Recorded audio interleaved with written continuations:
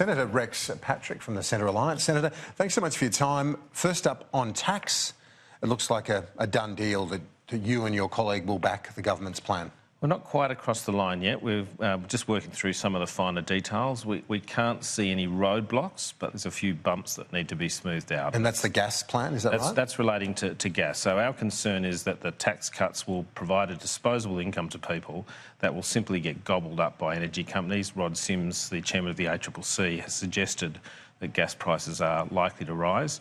And we have a market failure here in this country. What does that look like when you say you want the government to announce a package on gas? Do you want investment in gas? Do you want subsidies? So what we've sat down and talked with the government about is a range of measures, both short-term and long-term, that will basically address supply measures here in Australia, looking at everything from transport costs through our pipelines and transparency. So there's a range of different measures, and that's what we're working through at the moment, just finalising the details of those and the timing of those to make sure we're satisfied. How much do you feel, though, that this is a failure, a broader failure, in terms of the overall framework within which energy companies operate? You can understand why they might have been a bit haphazard in their investment, because this parliament has been unable to get its act together. Yeah, I think that's very true of electricity companies.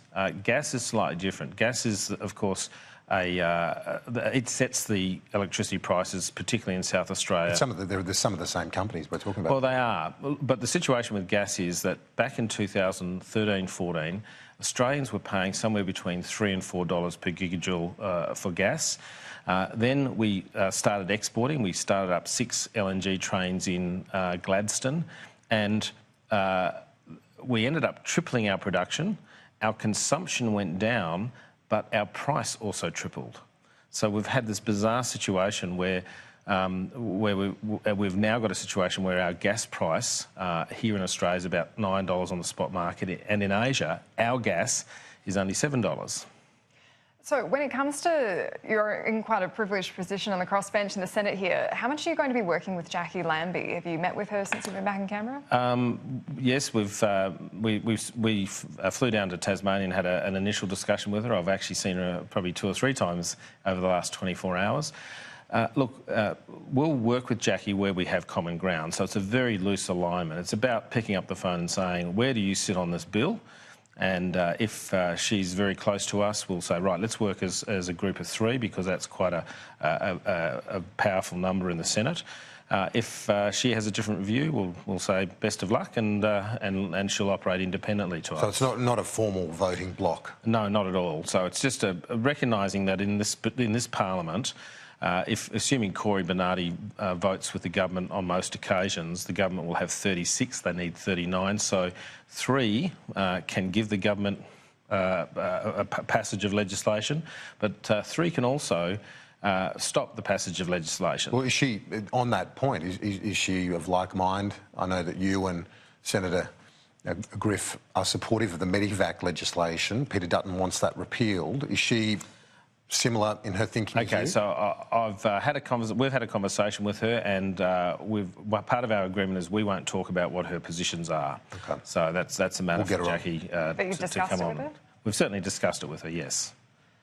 But there are areas where there are clear common ground. Veterans, for example. But you don't want that repealed, though. First of all, before we move on from Medivac, yeah. You believe that's working? We believe that it's doing the job that is intended to do, and that is to make sure that people who need medical assistance, genuinely need medical assistance, can come back to Australia for medical treatment. And that's, of course, only in circumstances where the medical treatment available in PNG is not sufficient to deal with the medical problems they may have. So have you put any other priorities to the government? Anything else you've said to Ms. Cormann you want to see come through? Oh, look, we've broadly spoken about our agenda. One of them is lower energy costs, and we're working on that now. Big issues for South Australia include the Murray-Darling, the Great Australian Bight, manufacturing, South Australian infrastructure, climate change. And it's interesting, the gas, for example, helps manufacturing. The gas, actually, if it were affordable, would be a good transitional energy in the context of climate change. But please don't tell anyone in the coalition that, OK? Do you support a push for a Senate inquiry into Christopher Pyne's appointment by EY? Absolutely, and I can tell you I've lodged the motion this morning to have the Senate vote on whether or not to initiate and conduct an inquiry into that. Look, I like Christopher Pyne. However, he's been employed in a circumstance where he has, as a former Defence Minister, 6 weeks ago he was the Defence Minister, and he's now been engaged by a company to grow their defence sector. And do you feel you've got support across the board for this? Well, certainly not from the government, but from Labor? There's been... Because they've done similar. Sure, there are people in the Labor Party who've now spoken out and said that they support the inquiry. I don't know whether that's a caucus position.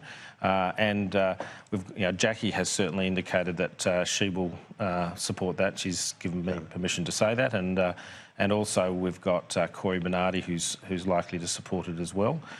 So that gets us the numbers if Labor do vote for it. And look, this is not about Labor or Liberal. It's about a set of standards that has been proclaimed, and how much you can rely on those standards. And politicians on either side need to, if they make an undertaking to comply with a set of standards, they need to follow through with the undertaking. If Christopher Pyne voluntarily stepped back from the role, didn't take it, would you still pursue the motion in the Senate? It's unlikely that I would. I think I'm trying to get a remedy to this situation. What my preference is that Prime Minister Scott Morrison stands up and says, I have conviction about my statement of ministerial standards. It does mean something, and the Australian public can take it on face value as a meaningful standard, and we end up resolving the issue. Senator Rex Patrick, thank you so much for your time.